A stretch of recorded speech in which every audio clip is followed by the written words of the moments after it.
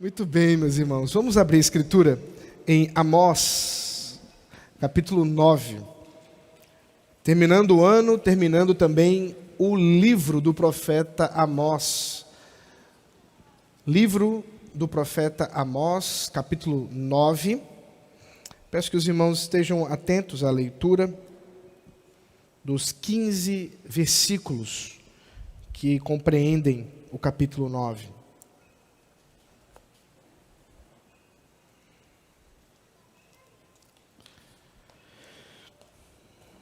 Assim diz a palavra do Senhor: Vi o Senhor que estava em pé junto ao altar. Ele me disse: bata nos capitéis das colunas, para que os umbrais comecem a tremer, e os pedaços caiam sobre a cabeça de todos eles. Matarei à espada os que restarem, nenhum deles fugirá, e nenhum escapará. Ainda que cavem para chegar ao mais profundo abismo, a minha mão os tirará de lá. Se subirem ao céu, de lá os farei descer. Se eles se esconderem no alto do Carmelo, irei atrás deles e de lá os tirarei. E caso se ocultarem dos meus olhos no fundo do mar, ali darei ordem à serpente e ela os morderá. Se forem levados para o cativeiro pelos inimigos, ali darei ordem à espada, e ela os matará. Porei os meus olhos sobre eles, para o mal e não para o bem. Porque o Senhor dos exércitos, é o que toca na terra, e ela se derrete. E todos os seus moradores estarão de luto. Toda a terra subirá como o Nilo, e abaixará como o rio do Egito. Deus é o que edifica as suas câmaras no céu e firmou a sua abóbada sobre a terra. Ele é o que chama as águas do mar e as derrama sobre a terra. Senhor é o seu nome. Filhos de Israel, não é verdade que vocês são para mim como os filhos dos etíopes, diz o Senhor? Não é fato que eu tirei Israel da terra do Egito, os filisteus de Caftor e os sírios de Quir? Eis que os olhos do Senhor Deus estão contra este reino pecador, e eu o destruirei da face da terra. Mas não destruirei por completo a casa de Jacó, diz o Senhor. Porque eis que darei ordens e sacudirei a casa de Israel entre todas as nações, assim como se sacode trigo na peneira, sem que um só grão caia na terra. Todos os pecadores do meu povo morrerão à espada. Os que dizem, o mal não nos alcançará, nem nos encontrará. Naquele dia, levantarei o tabernáculo caído de Davi. Vou reparar as suas brechas e levantá-lo das suas ruínas. Vou restaurá-lo para que volte a ser como era nos dias da antiguidade, para que o meu povo tome posse do restante de Edom e de todas as nações que são chamadas pelo meu nome, diz o Senhor, que faz estas coisas. Eis que vem dias, diz o Senhor, em que o que lavra virá logo após o que colhe, e o que pisa as uvas virá logo após o que lança a semente. Os montes destilarão vinho e todas as colinas se derreterão. Mudarei a sorte do meu povo de Israel. Eles reedificarão as cidades destruídas e nelas habitarão. Plantarão vinhas e beberão seu vinho. Farão pomares e comerão dos seus frutos. Eu os plantarei na sua terra, e dessa terra que lhes dei, nunca mais serão arrancados, diz o Senhor Deus. Até aqui, palavra do Senhor. Vamos orar mais uma vez. Louvado seja o teu santo nome, ó Pai, e agora com a tua palavra rogamos que nos instrua, traga a nós aquilo que preparaste para o teu povo nesta noite. Alimente-nos, ó Senhor, nós rogamos, e que assim saiamos daqui satisfeitos contigo, saciados, ó Deus, da tua palavra, porque ela nos dessedenta, ela nos alimenta e nos traz plenitude. Assim oramos em nome de Jesus Cristo. Amém. Meus irmãos, nós estamos findando o ano 2023, já se vai. É natural que todos nós tenhamos, como eu disse às crianças, as expectativas dos nossos planos, dos planejamentos para o ano que se segue. Emagrecer para alguns, engordar para outros, talvez massa magra, massa gorda. Massa gorda é complicado, né, Rodrigo? Mas massa magra eu garanto. Nós temos planos de estudos, planos profissionais, casamento, alguns cheios de expectativas com relação a talvez morar em outro lugar, em outra cidade, em outro estado, em outro país. Desafios com relação à saúde, desafios com relação aos familiares. 2024 vem aí. E o que podemos dizer com respeito ao nosso Deus?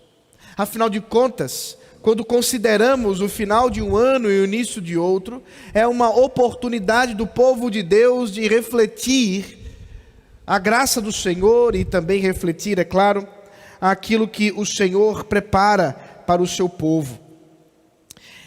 Curiosamente, amados irmãos, o capítulo 9 de Amós, do livro de Amós, está inserido dentro de uma profecia do profeta, que alguns comentaristas acreditam que tenha sido enunciado, que tenha sido dito exatamente na virada do ano. Isso diz respeito por causa das muitas promessas com relação aos dias que se seguem, às expectativas com o futuro. É como se Amós estivesse celebrando um novo ano e dizendo: virá, não temam, ou temam, porque a vontade do Senhor será estabelecida. O final do livro de Amós compõe agora a quinta visão. Amós havia tido primeiro uma visão no capítulo 7, ou pelo menos como é relatado no capítulo 7, de gafanhotos. Gafanhotos que viriam para destruir toda a plantação. Assim como um fogo, ainda no capítulo 7, consumidor, que ele visualiza do juízo do Senhor. Um prumo foi contemplado em uma terceira visão por Amós, ainda no capítulo 7. E então, a quarta visão, o cesto de frutos de verão, que ele descreve no capítulo 8. Agora, no capítulo 9, Amós vê o Senhor em pé, do lado do altar, no templo. A visão de Amós, assim como as outras, é uma visão de juízo.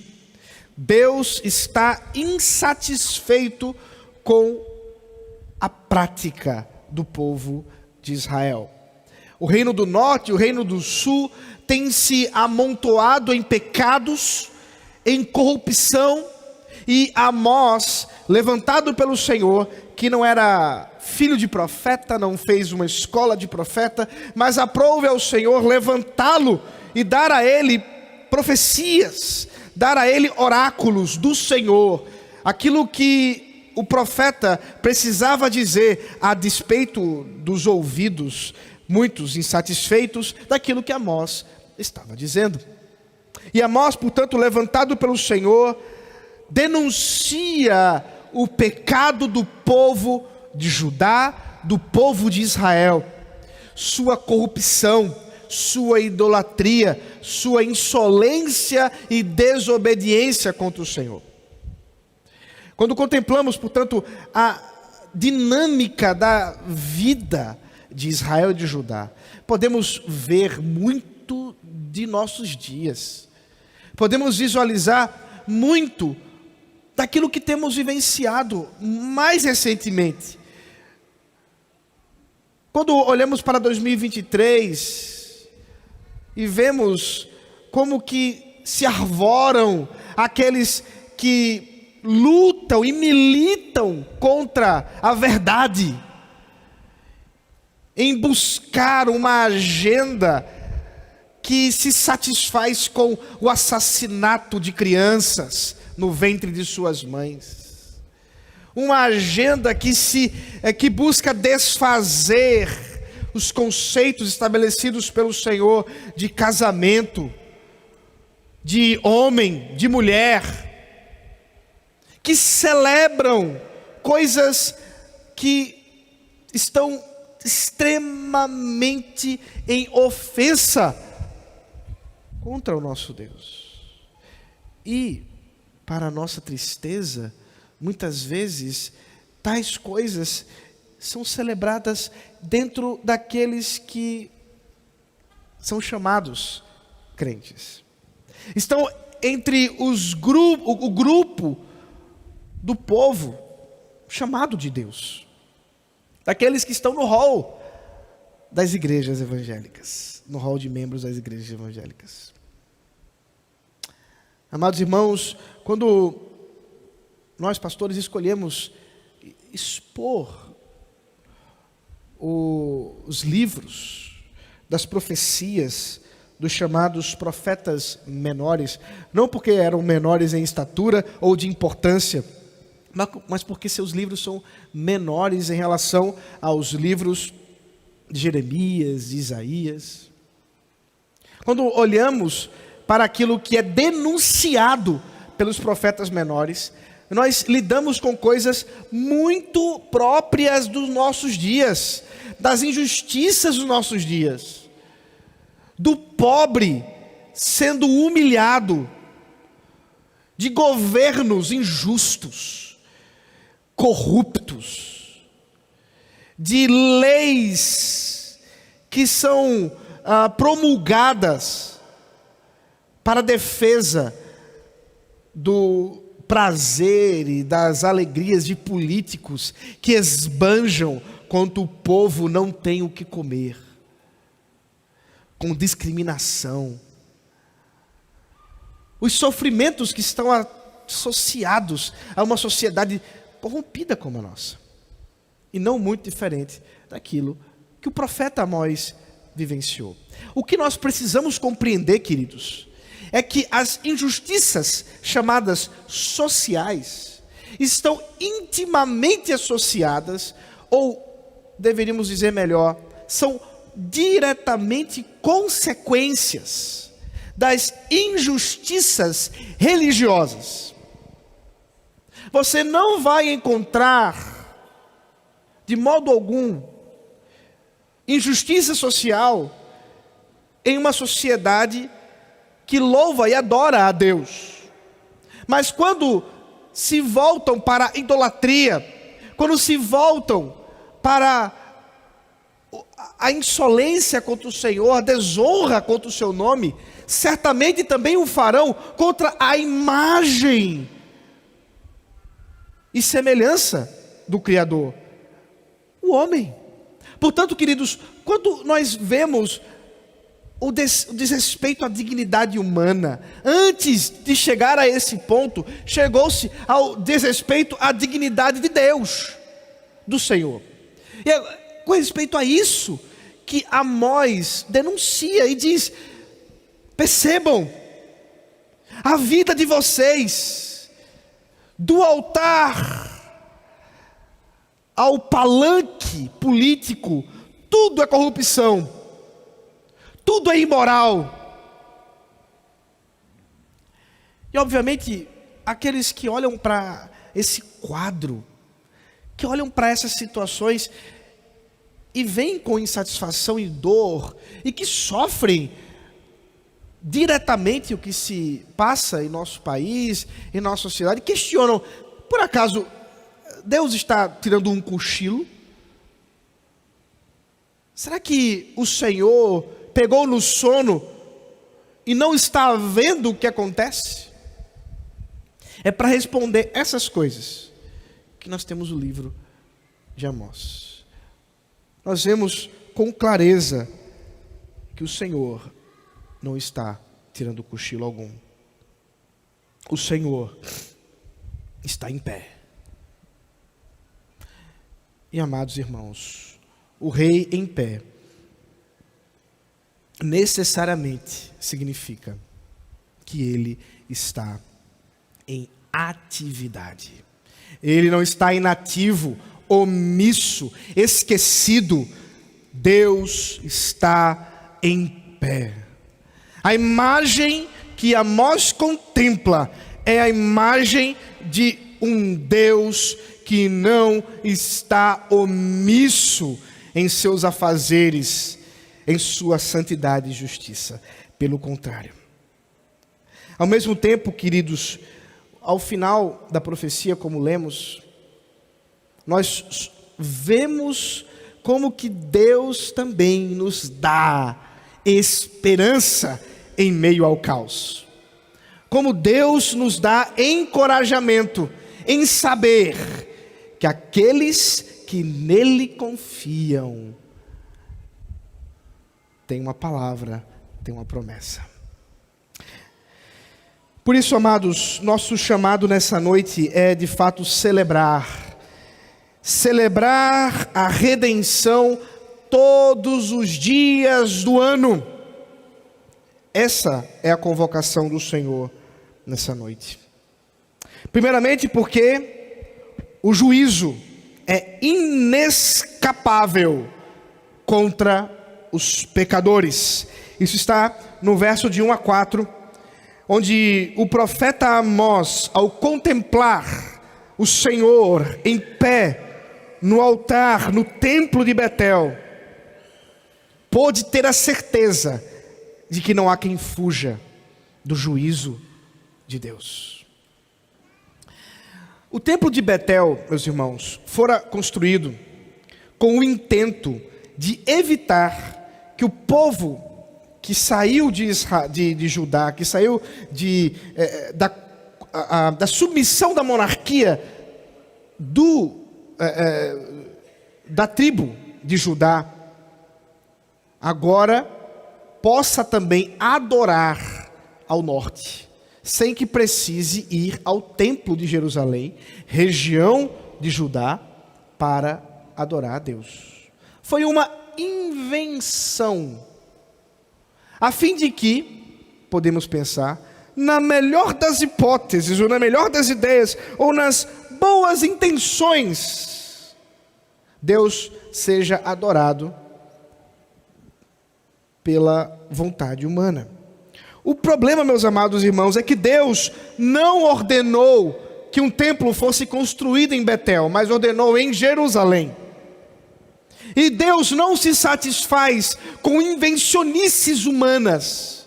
Deus não se satisfaz com a atividade de adoração humana criada pela imaginação dos homens, porque Deus deve ser adorado em conformidade com aquilo que Ele mesmo ordena que o adoremos. As nossas imaginações criativas não satisfazem o Senhor. Portanto, quando Amós contempla Deus em pé no altar de Betel, é Deus agora presente não para receber a adoração. O altar, pelo que o texto diz, está vazio. Não há sacrifício, não há adoração. Mas Deus está ali, contemplando tudo o que acontece, para julgar e destruir aquele templo. A severidade com que Deus fala, dizendo, batei nos captéis. Eu precisei procurar no Google para saber o que é captéis. Eu não sou engenheiro nem arquiteto, mas os captéis são as regiões mais acima, onde fixa a parte superior, né, o teto do templo, de uma construção, e a sua coluna. E Deus então diz, batam os captéis para que os umbrais sejam derrubados. É ali, exatamente nessa conexão, que uma vez destruída, nada subsiste. Mas há aqueles que talvez tentem fugir. E o profeta, em sua visão, contempla Deus dizendo: mas se fugirem, eu os matarei, porque nenhum escapará, nem um deles fugirá. Não há quem possa fugir. E à semelhança daquilo que o salmista diz no Salmo 139, Deus agora diz: se subir aos céus, eu também estarei lá para julgar. Se descer ao mais profundo do abismo, eu também estarei ali para os destruir. Se buscarem, diz o texto, o alto do Carmelo. Carmelo é um monte naquela região que tinha muitas cavernas. Era um lugar fácil para se esconder, para fugir. Mas o que Deus está dizendo é: não há quem possa fugir das mãos de Jeová, das mãos de Yahvé. Mesmo no alto do Carmelo, não há quem possa fugir dele. No fundo do mar, diz o texto, onde aparentemente os olhos do Senhor não podem ir, a serpente marinha os devorará. É algo terrível que Amós contempla. É algo terrível que Amós visualiza, porque não há como fugir do Senhor, não há como fugir dos seus olhos, não há quem possa escapar. Até mesmo sendo levados pelos inimigos, a espada dos inimigos, o Senhor dará ordem para que os execute. Finalmente ele diz: porei os meus olhos sobre eles, para o mal e não para o bem. Que terrível declaração, meus irmãos. Deus está olhando para as injustiças de Israel, da idolatria daquele povo, da sua insubordinação à palavra, da busca por falsos deuses, por falsas esperanças, e diz que o seu juízo será terrível. Terrível. É o Senhor quem diz: para o mal e não para o bem. E se alguém questiona, será que Deus pode de fato fazer tudo isso? Será que Ele tem tanto poder assim? O Senhor, agora pelo profeta, diz quem Ele é. Versículo 5. Ele é o Deus soberano. Um Deus que é soberano juiz. Porque o Senhor dos exércitos é o que toca na terra e ela se derrete. E todos os seus moradores estarão de luto. Toda a terra subirá como o Nilo e abaixará como o rio do Egito. Porque Deus é aquele que edifica, mas também é aquele que destrói. O profeta mostra quem é Deus ao nos lembrar do seu poder criador e do seu poder destrutivo. Porque o mesmo Deus que criou os céus e a terra é o mesmo Deus que está dizendo que vai julgar essa terra. É o mesmo Deus que com severidade julgará todas essas coisas e trará a destruição devida, merecida, da crueldade desse povo sobre a terra. Deus não tolerará quem usa do seu nome em vão. Ele, com severidade, trará esse juízo. Ele mesmo diz e usa o seu próprio nome. Senhor é o seu nome. Eu já expliquei isso em outros momentos. Veja aí o finalzinho do versículo 6. Senhor é o seu nome. Aqui na nossa projeção não é possível verificar isso. Há uma diferença no uso da caixa alta, né, das letras todas maiúsculas, para o que está de fato, na edição de nossas Bíblias Nova Almeida Atualizada. Na ARA também é o caso, acho que na Corrigida também. O nome dessa forma de escrever aqui é versalete. Pode olhar aí. O S é maior que as outras letras. Estão vendo isso aí? Ainda que todas sejam maiúsculas. Se você não sabia, o nome disso é versalete. Por quê? Quando os editores da Bíblia, no Antigo Testamento, quiseram destacar o uso do nome especial de Deus, o chamado tetragrama, as 4 letras em hebraico que formam o nome que o próprio Deus se distingue de todos os outros. Quando ele se apresentou na sarça que ardia e não se consumia diante de Moisés, e quando Moisés perguntou qual é o nome do Senhor, a que nome eu darei quando me perguntarem quem é esse Deus? E ele disse: eu sou o que sou.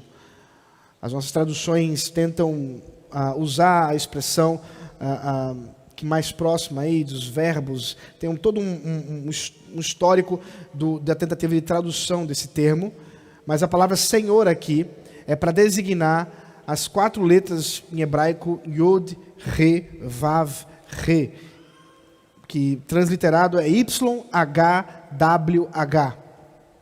E quando os maçoretas, na Idade Média, quiseram colocar vogais para pronunciar as palavras, para que o nome do Senhor não fosse pronunciado em vão, eles colocaram as vogais de Adonai nas consoantes YHWH, formando a palavra Yehová, ou Jeová, como também geralmente é dito. Ainda que, certamente, esse não é o nome que Deus se apresentou a Moisés. Pelo menos não é essa a pronúncia. Alguns acreditam que a pronúncia mais próxima que nós podemos chegar é Iavé. Ainda que nós também não saibamos com certeza. Para nós, no entanto, pronunciar o nome é menos importante, porque no Novo Testamento um outro nome surge para que seja atribuído acima de todos os outros nomes, e o nome é Jesus, Yeshua, Jesus, como nós brasileiros chamamos. Portanto, ele diz: Senhor é meu nome. Ele se identifica aqui nominalmente para lembrar quem é aquele que está julgando Israel. É aquele também que fez grandiosas coisas, criou os céus e a terra, livrou Israel do Egito, mas agora, em juízo, derrama a sua vontade. Deus julga o seu povo, versículo 7, é o povo dele, e ele os está julgando. Versículo 7 diz: filhos de Israel, não é verdade que vocês são para mim como os filhos dos etíopes? Diz o Senhor. Não é fato que eu tirei Israel da terra do Egito, os filisteus de Caftor e os filhos de Quir? Veja, ele está lembrando a história e trazendo à memória aquilo que o próprio Senhor fez. Mas agora, o seu olhar não é mais um olhar benevolente diante da maldade de Israel, mas um olhar de juízo contra o pecado e o pecador. Lembre-se, aquelas frases de efeito que às vezes a gente ouve por aí, não é? Olha, Deus odeia o pecado, mas ama o pecador. Cuidado, porque não é isso que diz o texto. O texto está dizendo que Deus não está se levantando contra o pecado, porque não existe pecado sem pecador. Deus está se levantando contra o pecador. Deus está derramando a sua ira, o seu ódio justo, santo e puro contra aqueles que quebraram a sua lei e que vivem nessa impiedade e zombam do Senhor, porque dizem: nada pode fazer, estamos bem, é picanha, é cerveja e está tudo certo, parafraseando um político recente.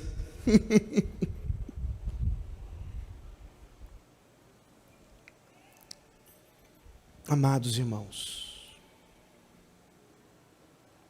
de Deus não se zomba. De Deus não se zomba. O Senhor não dará por inocente aquele que vive em conformidade com a maldade, com o pecado, com a injustiça.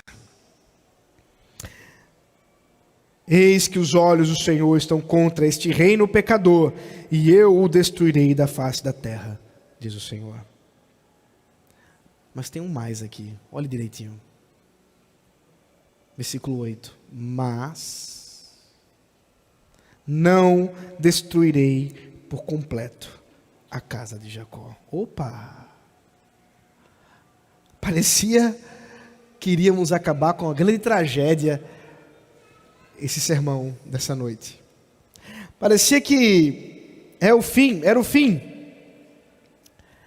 Mas o Senhor tem algo reservado para aqueles que não se dobram, para aqueles que confiam nele. O Senhor virá com juízo, certamente, para esse povo que profana, mas ao seu povo Ele tem algo especial. Aqueles que esperam o seu grande dia. Veja aí o final do texto. Versículo 11. A profecia muda de tom. De juízo, agora nós temos uma promessa de redenção. Naquele dia levantarei o tabernáculo caído de Davi. Vou reparar as suas brechas e levantá-lo das suas ruínas. Vou restaurá-lo para que volte a ser como era nos dias da antiguidade. Para que meu povo tome posse do restante de Edom e de todas as nações que são chamadas pelo meu nome. Diz o Senhor, que faz estas coisas. Meus amados irmãos, Amós conclui com a promessa do retorno do rei. João Gabriel brincou aqui, os pastores ouviram. Nós temos por hábito, lá em nossa casa, concluir e iniciar o ano assistindo a versão estendida da trilogia do Senhor dos Anéis. Começamos animados o ano. E já está lá separado, nós vamos em breve iniciar essa trajetória. Agora tem o Hobbit também, né? Então tem muita coisa para assistir.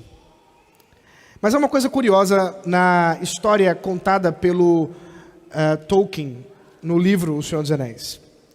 E é claro que Tolkien, como cristão, ainda que católico, ele, mesmo não gostando das alegorias óbvias, não conseguiu fugir do fato de que os três personagens principais da sua história do Senhor dos Anéis, Aragorn, Gandalf e Frodo, têm uma clara relação com os três ofícios de Cristo, sendo Aragorn aquele que é chamado de o rei que retorna.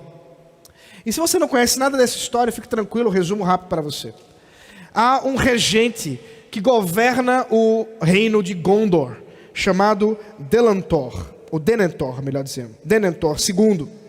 Denethor é um regente, portanto não é rei, sua família não está na linhagem real, e ele, à semelhança de outro rei, que também não estava na linhagem real, mas que governava a Judéia no período de Jesus Cristo, Herodes, era um rei mau, um governante mau. E uma das cenas mais emblemáticas da história é quando Denethor tenta matar seu próprio filho queimado, juntamente consigo, um louco. profundamente insatisfeito com a derrota e com a chegada do verdadeiro rei. É impressionante vermos a paridade com que isso se assemelha àquilo que eu preguei domingo passado, quando vimos o Natal e a insatisfação de Herodes. As tentativas de impedir o Natal. Herodes, para que pudesse colocar seu nome na história, fez grandes reformas no templo de Zorobabel. Vocês lembram da história? Após esse tempo de Amós, meus amados irmãos, Deus cumpriu de fato o seu juízo contra Israel. Trouxe a Assíria, que devastou a região norte. Depois trouxe a Babilônia, que devastou a região sul. E quando, passados 70 anos após a devastação do sul, e agora as profecias tendo sido cumpridas, o povo volta com Zorobabel, volta com Esdras, para ali iniciar a reconstrução do templo. E Esdras dedica o templo ao Senhor. Mas os irmãos lembram que havia dentre aqueles que estavam naquele momento de culto a Deus no templo de Judá reconstruído, mas era um templo pequeno, foi feito com recursos de doações de gentios, de ímpios. Nada se assemelhava à riqueza do templo de Salomão, que fora destruído na incursão do exército babilônico. E por isso muitos dos mais velhos que lembravam da grandiosidade do templo de Salomão choravam e não conseguiam se alegrar, porque diziam: cadê a restauração do tabernáculo caído de Davi, como fora prometido por Amós? Cadê a glória da segunda casa, que seria maior que a primeira? Cadê? Não viam isso quando contemplavam o templo agora construído. Quando Herodes governou a Judéia, ele então protagonizou uma reforma muito mais cara do que a reforma do nosso telhado, meus irmãos. Uma reforma que envolvia ouro, muito ouro. E quando, portanto, Jesus passava pelo templo junto com seus discípulos, vocês lembram que os discípulos disseram sobre a beleza do templo, dizendo: que belas construções. Eles estavam elogiando Herodes. E Jesus disse: não ficará pedra sobre pedra. Reconstruirei o templo em 3 dias, dizia o Senhor Jesus. O próprio evangelista explica, ele estava falando sobre ele mesmo. Quando a gente conecta, porque é mais fácil para nós que já passamos desse momento histórico, e olhamos para tudo isso, nós podemos ter a certeza de que o que Amós está dizendo aqui é exatamente o retorno do rei. Não mais o rei Davi, com suas pecaminosidades e sua infidelidade a Deus, ainda que tenha sido chamado de o rei segundo o coração de Deus. Mas agora, um rei maior e melhor, Jesus Cristo, filho de Davi, da linhagem de Davi, que reconstrói, que reestrutura, que reorganiza o tabernáculo, não mais feito por pedra, por tijolo, não mais feito de objetos físicos, mas de pedras espirituais, por meio de seu sangue, ao qual nós fomos redimidos, para que pudéssemos ser chamados de igreja, povo que está chamado para se reunir no nome do Senhor, corpo de Cristo, povo de Deus, nação santa, povo de propriedade exclusiva do Senhor, sacerdotes reais, nomes que o próprio Deus, dando aos seus apóstolos, são ditos ao nosso respeito. Quando vemos, portanto, essa profecia de Amós, nós estamos falando da restauração da igreja pelo sangue de Cristo, da redenção da igreja pelo sangue de Cristo. É o povo de Deus. Não é um povo que apenas se reúne dominicalmente para sentar em cadeiras. Ser igreja é muito mais que isso, meus irmãos. Ser igreja envolve, de fato, depositar o seu coração, a sua vida no Senhor. E por isso, amados, quando nós consideramos o ano de 2024, nós somos levados a pensar, como igreja agora, como vamos manifestar a nossa vida de piedade ao Senhor. Não é apenas um dia na semana, não é apenas um dia no mês, não é apenas um dia no ano, mas todos os dias de nossa vida, dedicados ao Senhor, nos seus planos, nos seus planejamentos, nos seus propósitos de 2024, onde está o Senhor e os seus planos? Você já organizou a sua leitura anual da Bíblia? Esse é o básico, basicão. Organize. Me lembre de a gente depois compartilhar a listinha para ajudar os irmãos.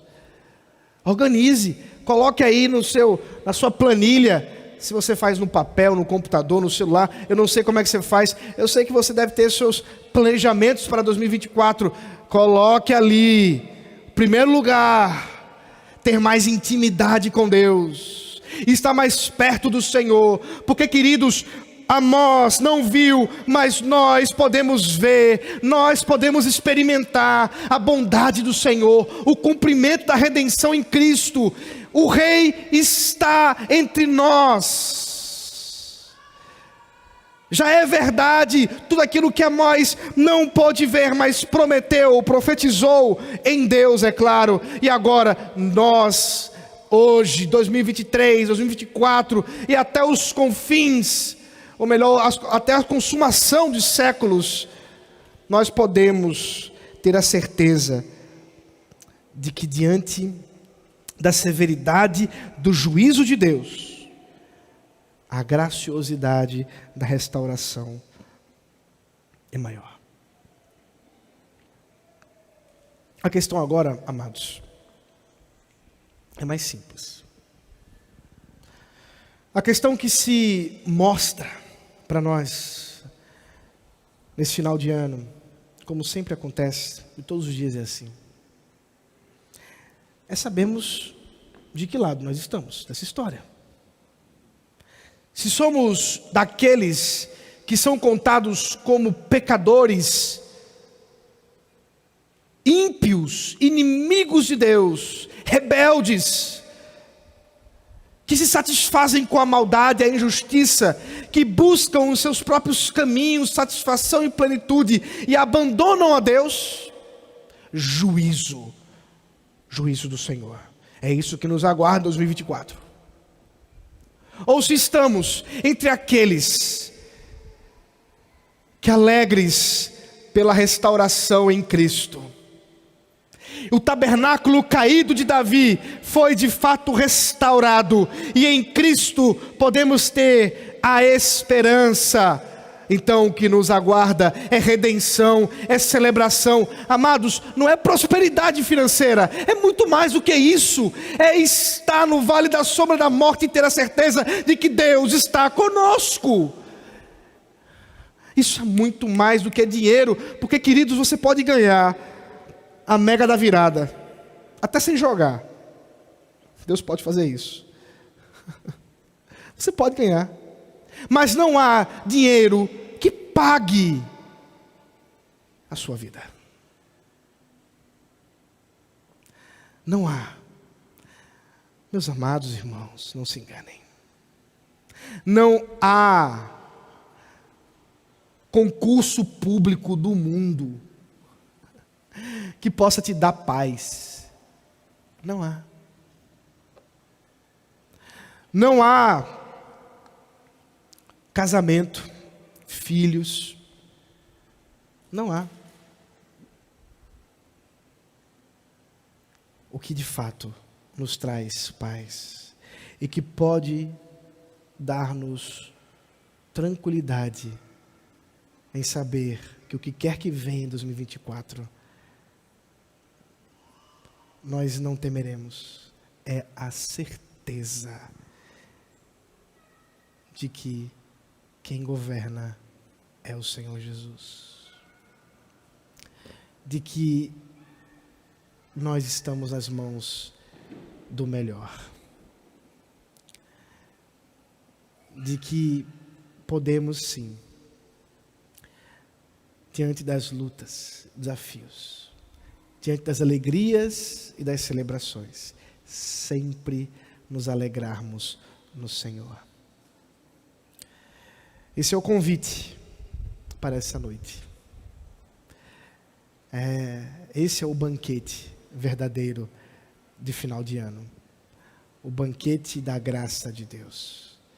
Sentam com Ele todos aqueles que creem, mas são rejeitados aqueles que não estão vestidos adequadamente para o banquete.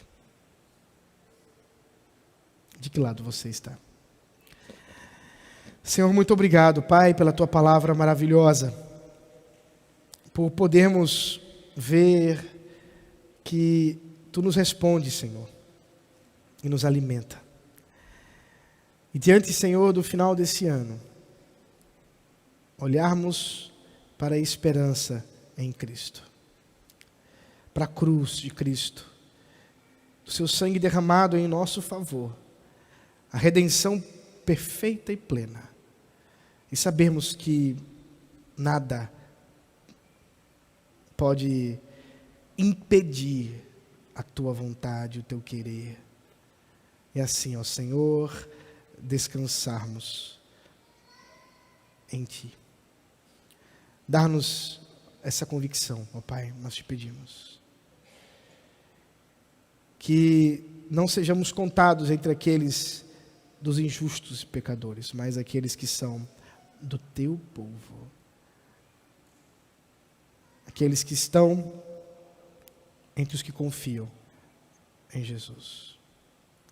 Em nome dele nós oramos. Amém.